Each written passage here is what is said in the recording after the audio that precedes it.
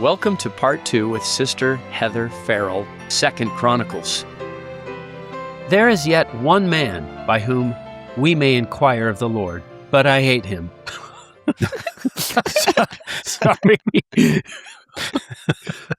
Wow. Okay, mark that one in red, right? For he never prophesied good unto me, but always evil. The same is Micaiah, the son of Imlah. And Jehoshaphat said, let not the king say so. We can go ask him, but I don't like the guy. He never says anything good to me, right? Don't sugarcoat it. What do you really think? Yeah. Ahab doesn't have a lot of friends in the prophets, does he? In verse 14, they go to Micaiah. They want to know if they should go to battle. They're wanting to know if they're going to be prosperous in battle. Micaiah in verse 14 says, and he said, go you up and prosper, and they shall be delivered into your hands. But then the king, and I'm thinking this is Ahab. It doesn't say which king, but I'm guessing it's Ahab. He pauses him after this and he says, how many times shall I adjure thee that thou say nothing but the truth of me in the name of the Lord? He's saying, okay, you told me that, but tell me the rest. What's the bad part that's coming? I know there's going to be a bad part. And there is a bad part. So in verse 16, then he says, well, I did see all Israel scattered upon the mountains, as sheep that have no shepherd. And the Lord said, these have no master. Let them return, therefore, every man to his house in peace. And the king of Israel, that's Ahab, said unto Jehoshaphat, did I not tell thee that he would prophesy good unto me, but evil? See, what did I tell you? Sometimes we can have the attitude about leaders or prophets, like, they're going to call us out again on that one.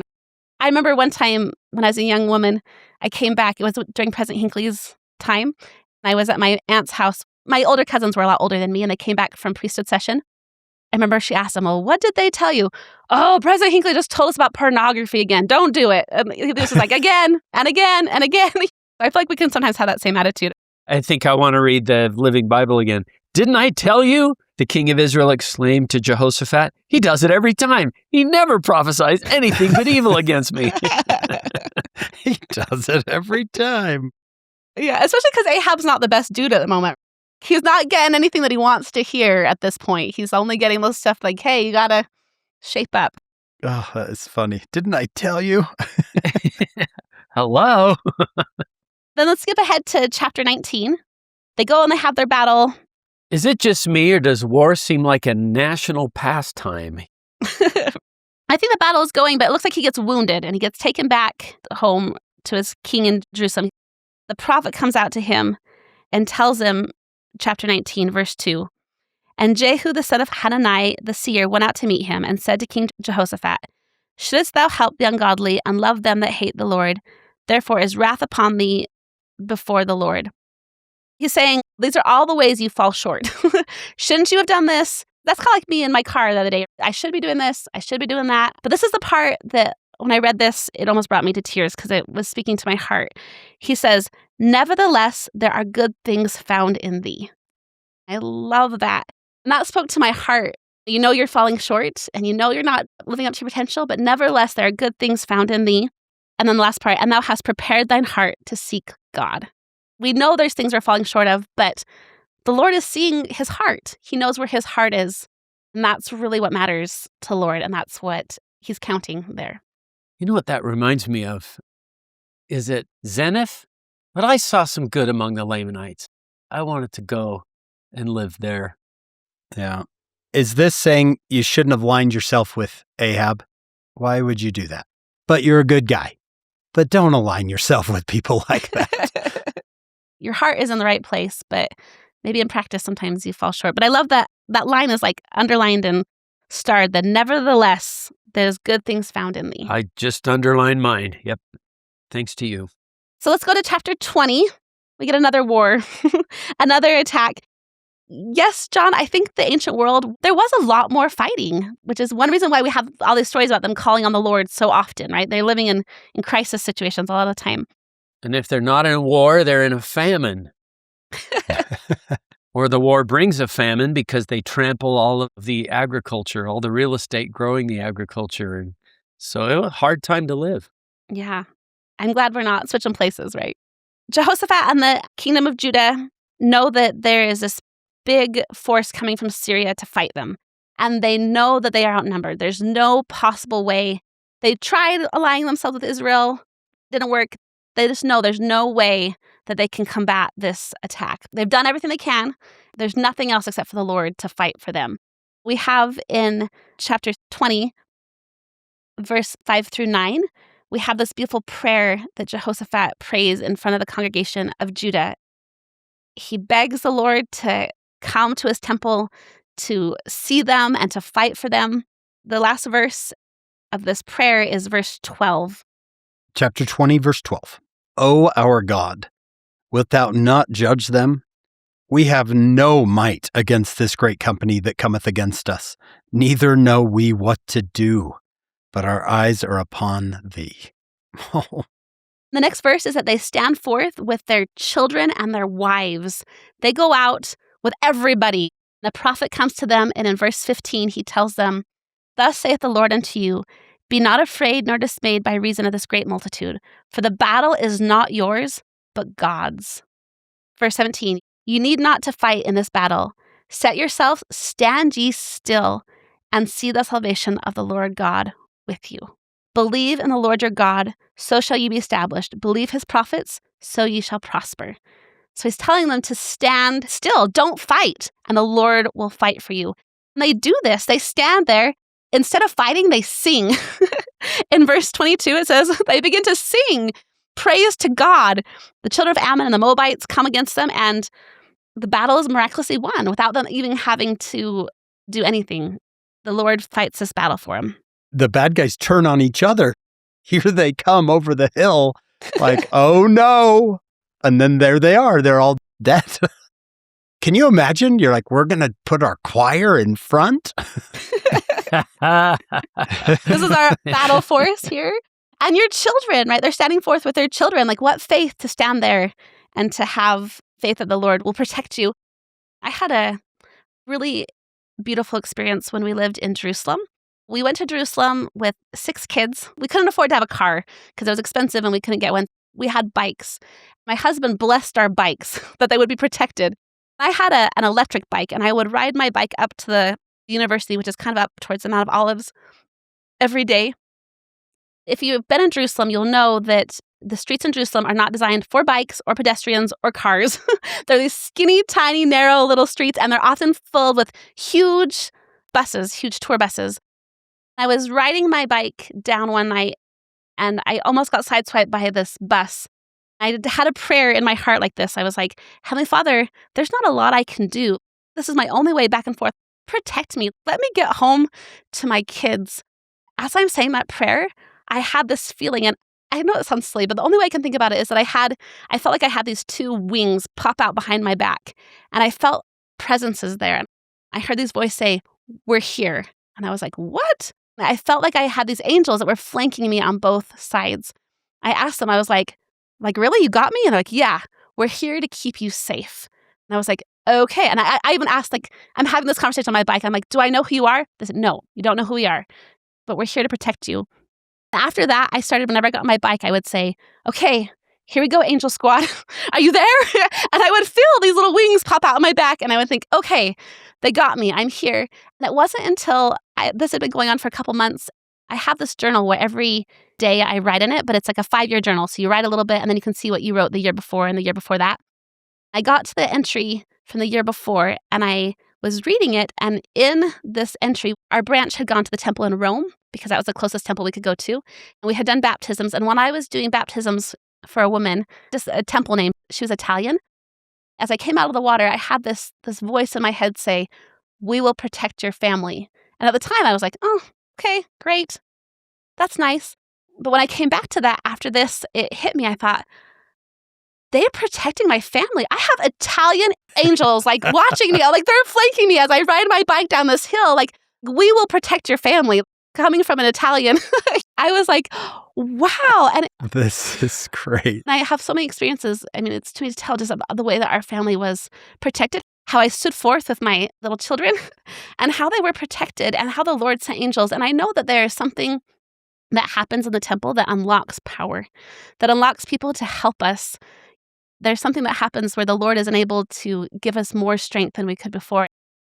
I haven't felt the presence of those angels since I got home. I feel like they were sent to me to make sure I got home to my children. I just know that the Lord will fight for us. He will keep us safe. He will protect us, and He will be there. He'll show up for us with battalion angels if we need them. I love it. That's beautiful. Well, it's like Elder Holland said, do not underestimate your family on the other side of the veil. I just love that. In the last, what would you say, decade or two, it is so much easier now to get on your phone, get a family name that fast, not just a name, a family name, and take them to the temple that are interested in you the way you are interested in them. Hearts turning to fathers and fathers to children and mothers to children and children to mothers. That's pretty cool. Heather, talk about likening the scriptures. Be not afraid nor dismayed by reason of all these buses, for the bicycle is not yours, but God's. Yes. Oh, I love that. And couldn't we insert so many different things in there? Like, this is not your fight. God is here. He'll do this for you. Like these really hard things, He'll be there. I had another friend that she also rode her bike in Jerusalem. She said, sometimes all you can do is sing primary songs and pray. She's like, and God's got to do the rest. And I was like, sometimes that's all that you can do is getting through those hard things is you turn it over to the Lord and you stand forth and you be still and you say, okay, show me what you can do. Having been there many times, I don't feel safe on a bus sometimes, let alone on a bike. I love the humility of the prayer. I think that is part of it. We have no might against this great company that cometh against us, neither know we what to do. We're stumped, we're outnumbered, but our eyes are upon thee. That's a great prayer. I got that one marked too. Did you mark that one, Hank? I did. And I wonder how many of us as parents say that sometimes. I don't know what to do. And the Lord responds with, the battle is not yours. These children are not yours. They're mine. Be not afraid nor dismayed. Stand ye still and see the salvation of God. Watch what He can do. Believe in His prophets. They're going to come up to the cliff of Ziz. That was their mistake. Verse 16, the cliff of Ziz. 2 Chronicles 20. What a great story. That's so applicable. Believing God and believing His prophets. I know I marked that one too. I thought, that's good. There's power in believing. We often forget that when the list of spiritual gifts is given, believing is a spiritual gift. Just like we think we could easily see like, oh, if I can talk in tongues or heal people or work miracles, we see those as spiritual gifts. But to believe is a spiritual gift that brings power with it. Believing is an actual power that we can bring to the table. Doubt not, but be believing. Also, this is a guy who didn't always make the best choices. He had aligned himself with Ahab, and the Lord's like, oh, what are you doing? But there's good things in you. And he got a miracle. Even not being perfect and not having done everything that he could have lived up to his potential, he still was deserving of a miracle. And I think that's true for all of us. Oh, I think you're right. We're not perfect people, and we think, oh, I'm not worthy of this miracle. The story of Jehoshaphat can give you hope there. I just think that prayer tells you where his heart is. That kind of a heart gets answers, I think. John, you frequently remind parents, the battle is not yours, but God's. This is my work and my glory. Not, this is your work and your glory and you're failing. The Lord doesn't say that. He says, this is my job. I got this. I'm able to do my work. And the generations change too. Even if we have a wicked child, sometimes we have a righteous grandchild. Here in the Davidic line, we see that. Like, it's not that it's all from here on to eternity, this whole line is now doomed. Because sometimes we can think that way. Oh, what's happening? But the Lord is always working in people's lives, in our families' lives. We have to hold on to that promise of the power that can go forward into our generations. And I'm amazed they put the choir out front. We're going to battle. Tenors. Okay, sopranos, tenors, yeah. Maybe they were really terrible. They're like, run! That's funny. They're like, what is that noise? Can you imagine coming over that hill with your choir out front and all you have is riches and spoils to take from these armies that had turned on each other? Wow, what a story. Can we move up to Athaliah? The next story is one that actually is not included in the Come Follow Me chapters. They kind of pick and choose because we can't do everything in the Old Testament or it would take us like 3 years. In 2 Chronicles, there's a story that gets skipped over. It's a story of 2 women, and it's my very favorite story of women in the Old Testament. I speak a lot about women in the scriptures, and people are always asking me, who's your favorite woman in the Old Testament?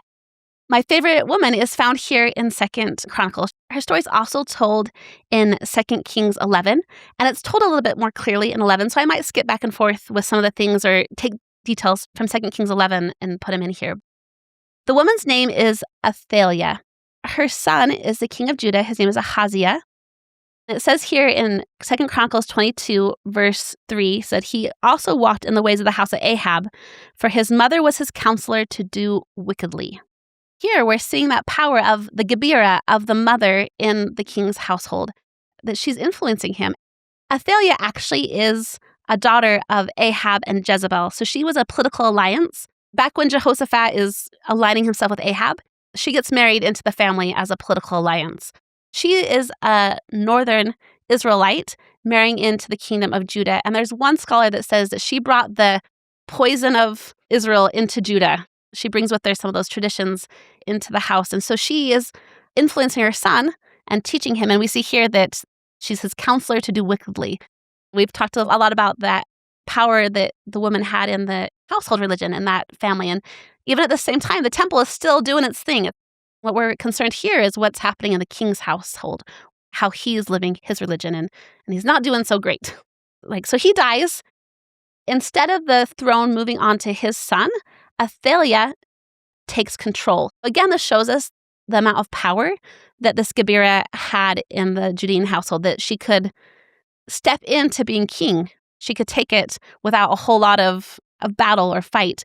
In doing this, she kills all of the other claims to the throne. So that means she killed her grandsons and her nephews. This is her family she is killing. In chapter 22, verse 10, it says, "But when Athaliah, the mother of Ahaziah, saw that her son was dead, she arose and destroyed all the seed royal out of the house of Judah." She is wiping out that Davidic line, the line through which the Messiah is supposed to come. Athaliah is trying to completely wipe that out so that she doesn't have anybody to contest her role as queen here. Enter Jehoshaba, and she is my favorite woman.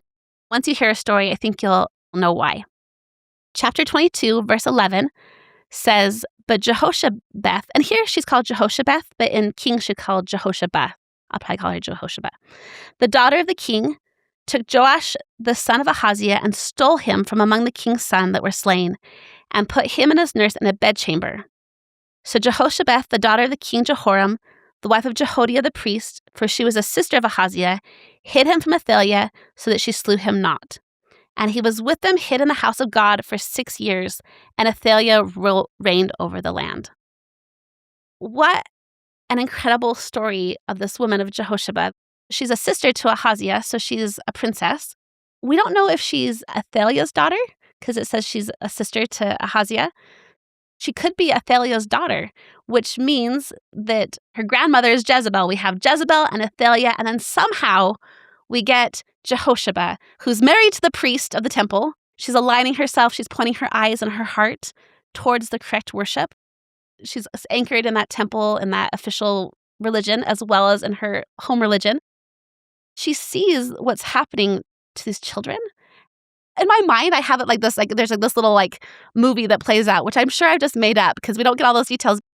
I mean, can you imagine what this would look like if she's killed these children, bodies, blood, all that stuff, and she finds this baby who is not quite dead, who has been tried to be killed. Athaliah has attempted to kill this baby, but he is not quite dead.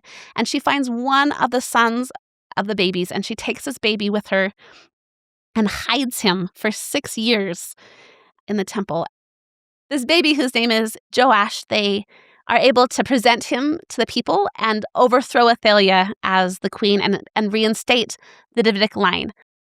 I feel like she could be one of the most important women in the whole Bible, because without her and her willingness to go and to find this baby and to save it and to teach him and to raise him in the temple, the Davidic line would be completely erased. It would have ended.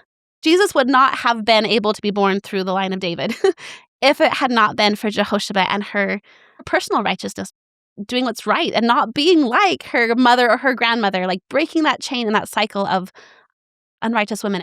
She's my favorite. This is an incredible story. This could be the granddaughter of Jezebel. And when you think evil women, Jezebel is a murderer, and her daughter, Athaliah, is a murderer. And then comes this Jehoshaba. This is a beautiful story. I think you said earlier, Heather, that your family history doesn't have to define you. It doesn't matter where we've come from or even how we were raised or what our past is like. Like, we each have that choice to turn our eyes to the Lord. It's beautiful to see. Maybe if Matthew had more room, he would have put Jehoshaba there in Jesus Christ's lineage. We could have stuck him in there someplace. She's one of those ancestors. She's one of the matriarchs in Jesus Christ's lineage of that Davidic king. Yeah, and as you read on, it looks like Athaliah doesn't know that all of a sudden they're praising this new king, and she comes running out. This is quite a drama. The next chapter, she runs out and the people are all praising the king, and she runs out and she runs for the altar in the temple, and she grabs onto the horns of the altar because that was the way you could claim sanctuary if you wanted to claim sanctuary.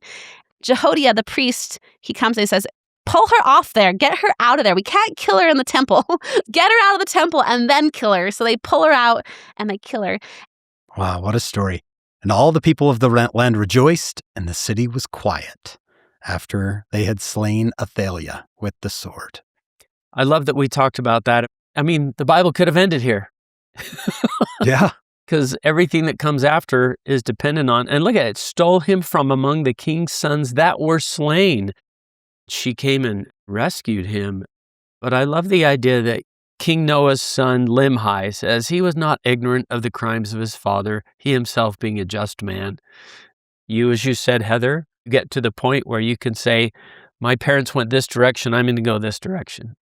I know I would love to see Jehoshaba's story be one that's like the story of Esther.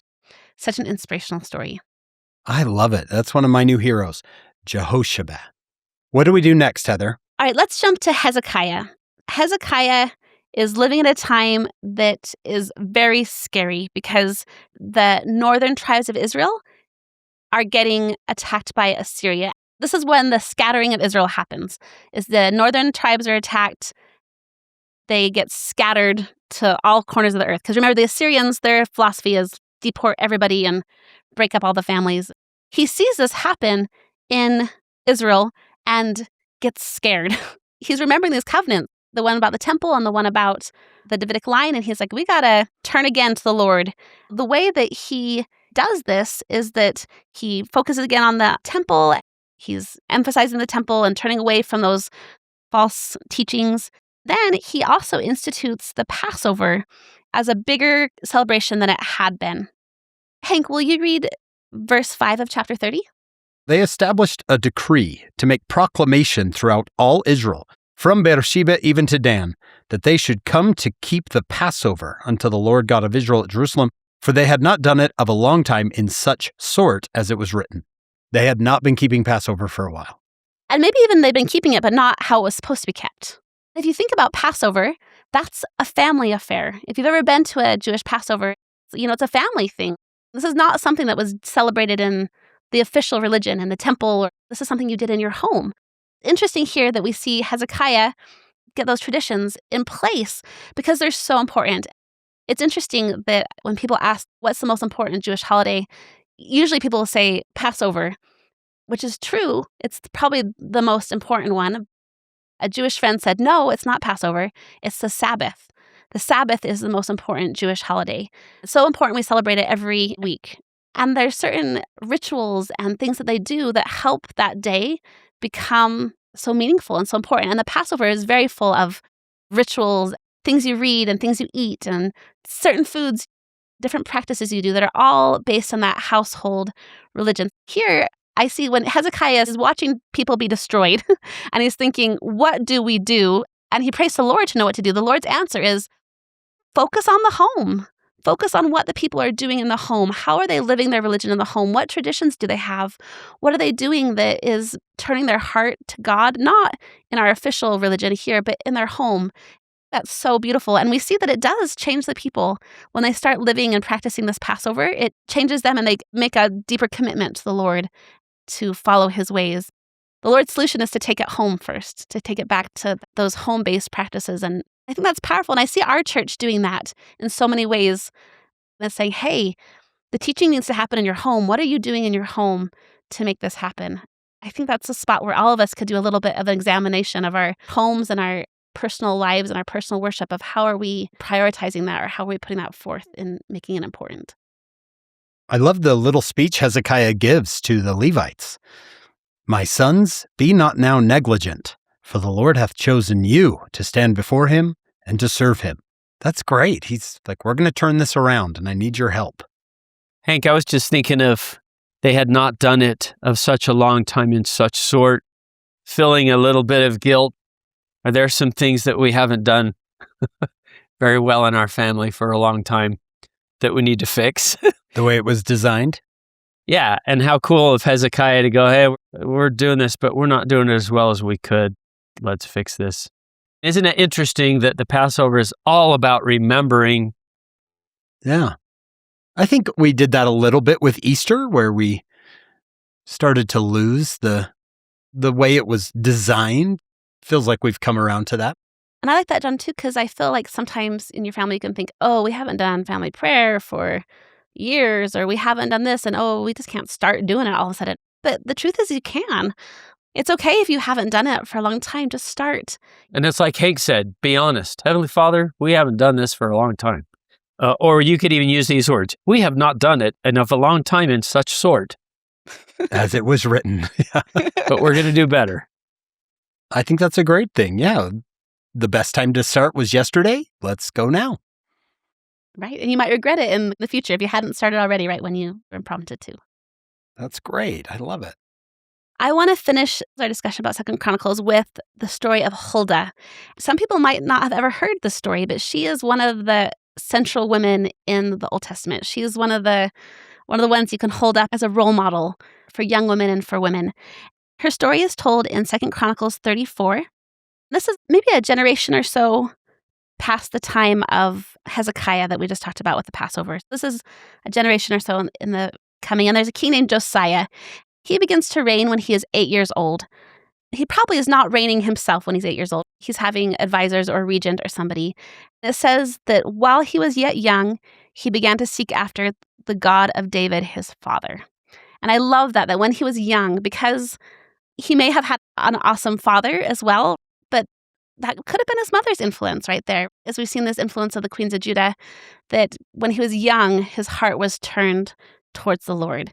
I like to think that's because there's a woman in his life directing that heart. And when we were in Israel, we went to go visit the tomb of King David. It's a little tiny tomb and it's split in half. A lot of tombs of these famous people or people in the Bible are places of worship now for the Jews. His tomb is split in half. One half is for the women, one half is for the men. With my family, the girls went on the girls' side and the boys went on the boys' side. And it's a little tiny space. And there was people praying in there. And we walked in and my daughters and I were kind of like, oh, we don't really feel comfortable in here. Let's just go out. So we went out. We just stood outside the boys' side waiting for the boys to come out. And they were in there a long time. I was thinking, what are they doing in there? As we're waiting for them, all of a sudden this line of so many 4-year-old Hasidic Jewish boys. So if you think about them and their cute little sweaters with their ringlets, and they're all walking out so reverently. And I was like, there were 40? How did they all fit in there? And I was on the women's side and I did not hear anything. There's just a veil in between. And I did not hear anything from those boys. How were there all those little boys, 4-year-olds on that side of the men's tomb? Coming out with them are these illustrious looking rabbis. I was thinking oh, maybe there's some babysitters with them or something, but these are really important Jewish men. You can just tell these are revered rabbi type men that are coming out, and they're leading and guiding this little group of boys. My husband came out and he was like, Heather, I have never seen anything like that in my entire life. There were all those little boys in there, and every single one of them was being taught how to go up to David's tomb, how to respectfully approach it, and then move back. And they were all reverent. There were these men, these rabbis, these men that were teaching them, and I've never seen anything like that. I was talking to a friend about this, and I was telling him about this experience. He said, oh, yeah. He's like, in the Jewish culture, the highest position you can have is the teacher of young children. He said, that's the highest position. He said, that's where they put their very best men, the very most illustrious rabbis, the ones who know the most. People we would think of the stake presidents or general authorities, they're the ones that teach the very youngest. That has just stayed with me, the power of teaching young children. Sometimes we see the nursery or we see primary as a lesser calling, or sometimes even women can feel like, well, why don't the men ever do this? And they just give it to the women because the men don't want to do it. But I feel like after seeing those rabbis and seeing that experience, it's really reinforced to me that that is where real power and influence can come, is in shaping that younger generation and shaping those young children in their hearts. I love this verse here that he taught when he was young to seek the Lord his God. That makes all the difference in this story. Just recently, a friend of ours was called to be in the primary presidency, and I'm thinking, oh, I want her to hear that story. Thank you. Yeah, you're welcome. The story goes on that Josiah is fixing the temple. They find a book. They can't really read it or understand what it says, and they don't know if it's from God, and they're not sure what to do with this. But they know that it's scripture. They know that this is something important. It says, verse 14, Hilkiah the priest found a book of the law, the Lord, that was given by Moses. And Hilkiah answered and said unto Shaphan the scribe, I have found the book of the law in the house of the Lord. And they take the book to the king, and they ask, like, well, what should we do with this? And he says, well, can we find somebody that can read this? So verse 21, Josiah says, go inquire of the Lord for me, and for them that are left in Israel and in Judah, concerning the words of the book that is found. For great is the wrath of the Lord that is poured out upon us, because our fathers have not kept the word of the Lord, and do not all that is written in this book. In Judea at this time, Jeremiah is alive here, and so is the prophet Zechariah. Even this could have been the time that Lehi, he might have been young at this time, but Lehi is also, this is his time period. This is the end of the Bible. We're moving into the Book of Mormon story here at this point. He could also have been here at this time. So they have all these options for prophets, but who do they take the book to? They take it to a woman named Huldah, who's called the prophetess. And it says that she's the keeper of the wardrobe, which there's lots of different ideas about it, but it could have been that they're talking about the priestly wardrobe. Think about the temple worker that takes care of the clothes in the temple or something. And she dwelt in the college of Jerusalem, which is not a college like we think. It's a part that was added on to Jerusalem. So when the northern kingdom was destroyed, there was a ton of refugees that came from the north down into Jerusalem. So Jerusalem added on a whole nother part to it that is called the second part. And that's where a lot of those refugees settled. And so she's in that part of Jerusalem. That's interesting, because we know Lehi's family is from Manasseh. I wonder, is that part maybe where his family was? And also, it reminded me of you, Heather. She dwelt in Jerusalem in the college with her bicycle.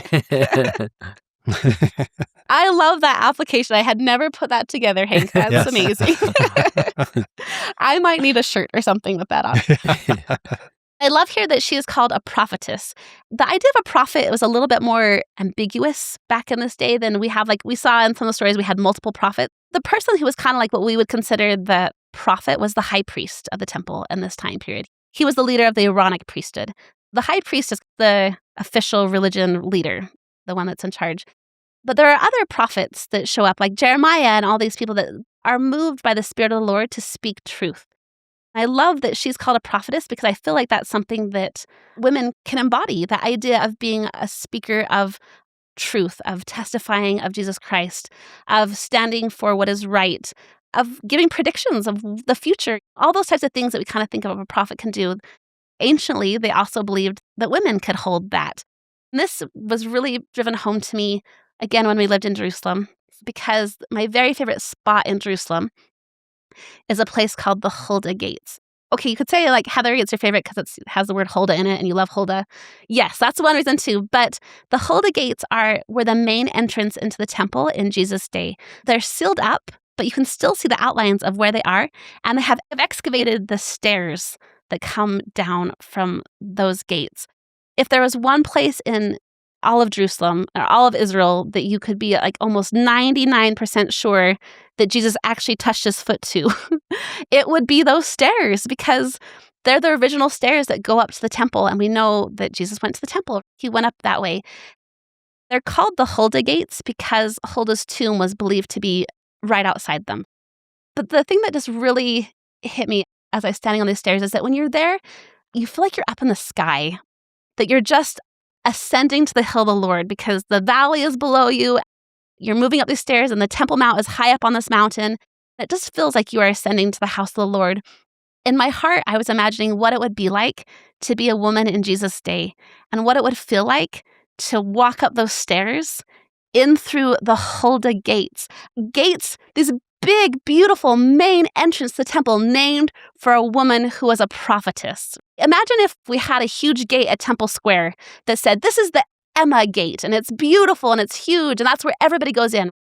Your idea of Emma and women would be like, whoa, I am important here. This is where I belong. Welcome, Heather, to the Temple Square through the Emma Gate. Here I am.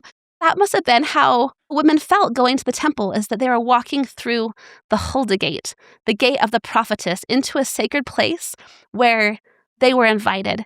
Even within the temple, we see Anna, the prophetess, a prophetess in Jesus' time named Anna that's there. She's described as a prophetess. I love that imagery and that feeling in my heart when I was there and standing of what that must have felt like and how empowering and how beautiful that would be to have been a woman in Jesus' day and to have walked in through those gates named for Huldah.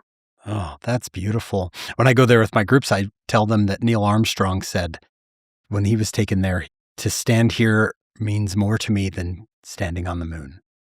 Yeah, it's the most incredible place. And to get a picture with the Huldah Gates right behind you. And Yeah. that's going to mean even more to me now. It meant a lot before. Another name that a lot of folks call that is the South Steps, because it's on the south part of the temple. I wanted to sit there for hours because I knew this was that spot, and probably also the spot where Jesus sent the man who was born blind in John chapter 9 down those stairs to the pool of Siloam to wash, because that's where it goes. That's where those steps go. The Huldah Gates. I had no idea the first time I went there that that would become one of my favorite spots ever in the world, was sitting there on the South Steps. It's a little piece of heaven for sure. Yeah, it is. Thank you for telling us that. What is her message? She reads this book and she sees it and she declares that it's scripture, that it's holy. And Camille Frank-Olsen always makes a great point about she's the first person to declare a written text as scripture. We could just read her words. John, would you read 2 Chronicles 34, 23, and 24? And she answered them, Thus saith the Lord God of Israel, Tell ye the man that sent you to me. Thus saith the Lord, Behold, I will bring evil upon this place, and upon the inhabitants thereof, even all the curses that are written in the book, which they have read before the king of Judah. So not good news, right? Yeah. She's like, oh, sorry guys, not looking good. She's telling them that there's going to be destruction coming. She's prophesying the end of the temple and the end of the Jewish people. She's prophesying of that. She sees that coming. But she also gives a promise to Josiah. We have these two promises, and we see those two promises even here when she's talking. We have this promise to the people that's around the temple, and then we have this promise to the Davidic kings, to the Jewish line, and she speaks to him here too. Hank, would you read verses 27 and 28? And this is her words to Josiah. Because thine heart was tender, hey, John, that's you, Hmm. and thou didst humble thyself before God, when thou heardest his words against this place and against the inhabitants thereof, and humblest thyself before me, and didst rend thy clothes and weep before me, I have even heard thee also, saith the Lord.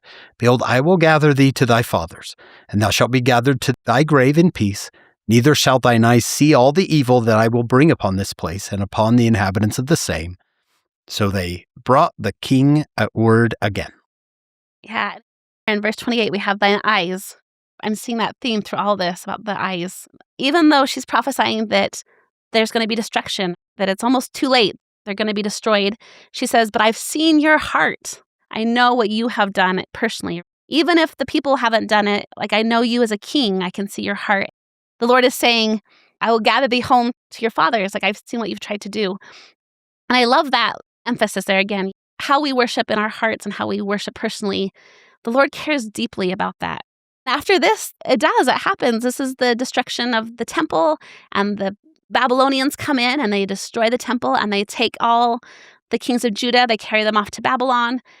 This is a time when Lehi would have left. This is the end of the Bible story and the beginning of the Book of Mormon, which, if we think about this one is not the end in our book, but it is the end in the Hebrew Bible. And I love that where the Hebrew Bible ends, the Book of Mormon picks up. It's like, okay, we're done here, and now the Book of Mormon, we're keeping the story going. Here's another line. It's tragic. It really is. It's one of those ones that you read this after going through and you study these people and you love them. And at the end, it's all gone. It's all destroyed. And that's a hard end to a book, with that promise at the end that we read before, beginning from Cyrus, that promise of going back to the temple, going back, and that theme of turning your heart and your eyes. Remember, way back in Solomon's prayer, he asked, even if we're in captivity and we pray to the land where the temple is, will you hear us? And God says, yes.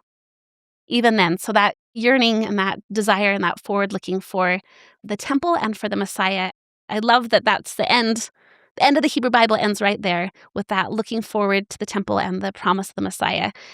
The fact that the Book of Mormon steps in right there and answers it, it's like, hey, here we go. You want to know about the Messiah? You want to know about the temple? Here we go. Here's where it goes. And I love it. In my mind, it's a beautiful continuation that continues and points us towards Jesus Christ and towards the true Messiah and towards the true temple. Right when we get to the book of 2 Chronicles, we can think about, here comes Lehi, contemporary of Jeremiah, and Lehi's told, take this part of the house of Israel, of the seed of Abraham, I'm going to move you. Sometimes they get scattered because they're wicked, but in Lehi's case, it was get scattered to preserve. Right. You have the exact same name. Do you remember 1 Nephi chapter 1, verse 4? It came to pass in the first year of the reign of Zedekiah, king of Judah. That Zedekiah is in 2 Chronicles 36, verse 10. Made Zedekiah, his brother, king over Judah and Jerusalem. That is a beautiful connection. Thank you, Heather. Heather, you have showed us quite a journey here. I think our listeners, those who are still with us, would love to hear a little bit of your journey. As John and I have gotten to know you, you have an interesting journey. You called it not the standard or not the norm. Yeah, non-traditional. Yeah, tell us a little bit about that. Like read in my introduction, I've always loved the scriptures. I feel like that's a spiritual gift I brought with me from the pre-existence. Like it's just in my heart. Maybe I am a prophetess like Huldah with that in my heart. When I was at BYU, I took the seminary teaching courses and wanted to be a seminary teacher. And I actually got accepted into the seminary student teaching program. But at that time, I found out I was pregnant. It was like the week that they asked me, I had just found out I was pregnant. At the time, the rule was that you couldn't teach seminary if you had children. And I struggled to get pregnant. And so I was really excited. So I was like, okay, I'm going into this. But there was a part of me that was really sad that I was passing up this opportunity because teaching is such a part of my heart and my soul. And you're a gifted teacher. Thank you. So I told God, I said, I know that I'm supposed to stay home with this baby. It was after that I got the inspiration really to start writing about women in the scriptures. I had taken a class at BYU from Camille Frank-Olsen. I started writing about what I learned. I was just writing about what I was studying, and people started reading it. And I was like, I remember one time somebody even commenting like, I'm really surprised that a blog, this is back in the day of blogs, a blog about women in the scriptures has this many followers. Who would have thought like this is, but I just realized that there were so many women like me that were hungry for these stories of women because the women's stories are in there, but so often we just don't take the time to think about them or find them or to dissect them. Or sometimes, like we said, they're really messy. And so we're like, ooh, let's stay away from that one. I really started digging into these stories and loving them and finding that they were connecting with women in all different types of ways and realizing that there's no cookie cutter stereotypical way to be a woman, a righteous woman. There's so many women that blow every stereotype out of the water. There's just so much diversity in God's women. For me, it became a testimony that God really does love his daughters and that we're not forgotten and that we have a place and we've always had a place. Finding those ancient evidences of powerful women and influential women in the scriptures has been really meaningful to me. With this process of writing my blog, I was able to write the books, Walking with the Women of the Old Testament, Walking with the Women of the New Testament, and Walking with the Women of the Book of Mormon. I am working on a Doctrine and Covenants one as well. It's taking me a long time. I'm going slow on that one. A couple years ago, I wrote a blog post. It was actually something that I wrote fairly quickly. It was not even something that I spent a lot of time on, but I'd had a conversation with my friend. We'd had a conversation about how God comes to women, and we were feeling, actually it came out of angst, if I'm honest, because I was watching the Book of Mormon videos, and there's a video of Enos. In the video, the Book of Mormon video, he kisses his wife goodbye, and there's all these kids sleeping on the floor, and he takes off to the forest to hunt. I was just fuming inside. I said, you know what is not fair is that he's going off. I know he's going to have this amazing experience because he's all by himself. He's going to have time to pray for a whole day. And she's home there with all those kids. When is she ever going to have time to pray? I was really feeling really angsty. And this was also during COVID. So just add that layer on top, right? And I was just, when do women have these times to do this? Because there's so much that's expected of us. This friend, she's like, well, Heather, that's why God comes to women. That just blew my mind. I was like, whoa, the idea that God will meet us. And I think he does it for men too. I don't think it's just women, but I think it's especially meaningful for women. Sometimes our lives are so confined by our biology, by our physical female bodies and the responsibilities that come with that and children. And I think that God sees that and he sends messengers to us and he comes to us. And there's lots of examples of that. Yeah, there's tons we have the woman at the well. Jesus was there waiting for her when she was doing her work. Even Mary and Martha, he's in their house. We have Hagar, who the Lord comes to her, finds her in the wilderness. The men go up to the mountain. Moses goes up to the mountain. Abraham goes up to the mountain. But God comes to women. I love it. Yeah.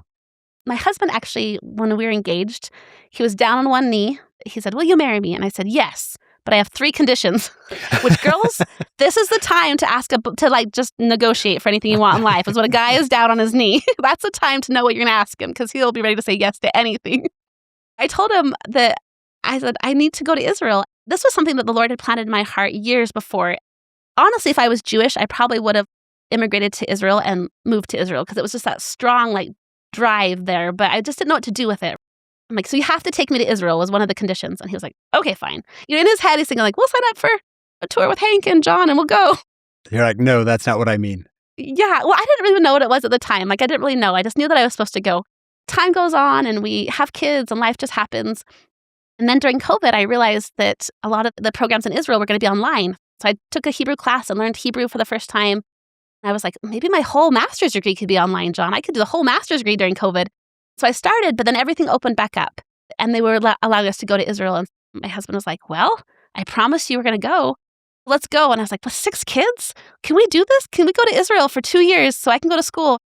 The truth is that God makes things happen for us in our lives. And I feel like that's the story of my life. Back to this disappointment about not becoming a seminary teacher. I mean, maybe I would have been a great seminary teacher, but I look at all the doors that God has opened up for me and all the paths that he's given and all the ways that he's taken and directed my life and given me the opportunities. Somehow he had this big miracle of Israel and it worked out and we went with 6 kids and it was the best of times and the worst of times. It was incredible and it was amazing. I just feel so grateful. And I know my testimony that came out of that was that God knows the desires of our hearts, that he knows our talents and our strength. And no matter what our life circumstances are, he will guide us and direct us and help us to accomplish what's in our hearts. Especially for women, I feel like so often women have to feel they have to choose between family and career. I don't think that's true at all. It's definitely hard to juggle. I will not say that it's not true, but I definitely think that choosing children and choosing a family is very much in line with reaching your dreams and accomplishing amazing things. And I feel like the Lord will open doors and move mountains for people who are following the path that he is guiding them on. I love it. I just want people to know that book is called God Comes to Women, and I can't wait to read that.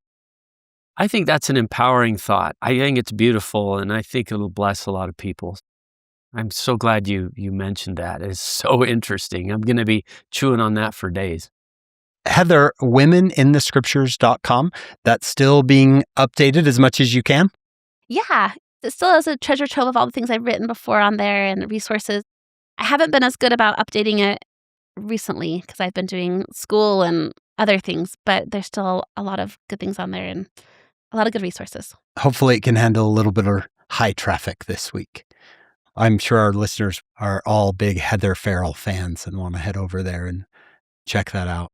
How wonderful. Heather, this has been a superb day. I love 2 Chronicles, John, and you've never heard me say that before. Yeah, we've never chronicled so much before, but we are chroniclers now. Yeah, let it be chronicled that we love 2 Chronicles. Thank you for your time, Heather, and your preparation. Thank you. Yeah, you're welcome. And thank you so much for a wonderful conversation. Yeah, it has been a treat having you here. With that, we want to thank Sister Heather Farrell for being with us today. We want to thank our executive producer, Shannon Sorensen, our sponsors, David and Verla Sorensen, and every episode, we remember our founder, Steve Sorensen. We hope you'll join us next week. We've got more Old Testament to do on Follow Him. As a thank you to our wonderful listeners, we'd love to gift you the digital version of our book, Finding Jesus Christ in the Old Testament. It offers short, meaningful insights drawn from our past Old Testament episodes. Visit followhim.co, that's followhim.co, to download your free copy today, and you'll also find the link to purchase the print edition. Thank you for being part of our Follow Him family. Of course, none of this could happen without our incredible production crew. David Perry, Lisa Spice, Will Stoughton, Crystal Roberts, Ariel Cuadra, Heather Barlow, Amelia Kabuika, Sydney Smith, and Annabelle Sorensen. Whatever questions or problems you have, the answer is always found in the life and teachings of Jesus Christ. Turn to Him. Follow Him.